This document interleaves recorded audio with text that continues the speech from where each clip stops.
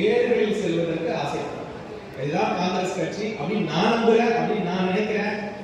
இன்னொரு உங்களுக்கு எல்லாருமே நான் ஒரு வாக்குறுதி கொடுத்தேன். என்னுடைய எலெக்ஷன் நடக்கும்போது ஒரே ஒரு வாக்குறுதி நான் கொடுத்தேன். காங்கிரஸ் கடந்த 5 ஆண்டுகள் முன்னாடி இருந்த மாதிரி இப்ப இல்ல. எல்லா இடத்துலயும் வலிமையா அவங்க தனிலையா அப்படி நமக்குள்ளேயே சுய பரிசோதனை ஆய்வு பண்ணோம்னா சாத்தியம் இருக்கிறது.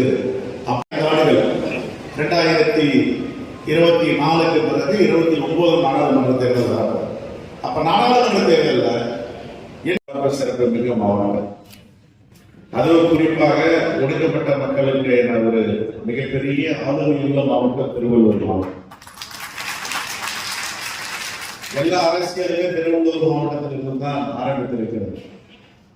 அதே போன்று இப்பொழுது நமக்கு ஒரு வலிமையான, திறமையான, எளிமையான, நேர்மையான நாடாளுமன்ற உறுப்பினர் கிடைத்திருக்கிறார். நம்முடைய தொகுதியை எப்படியெல்லாம் மேம்படுத்த வேண்டும், திருவள்ளூர் மாவட்டத்தில் உள்ள மக்கள் நீண்ட நெடிய நாட்களுடைய குறையை எப்படியெல்லாம் சரி செய்ய வேண்டும் என்பது நம்முடைய எல்லோருடைய கடமை.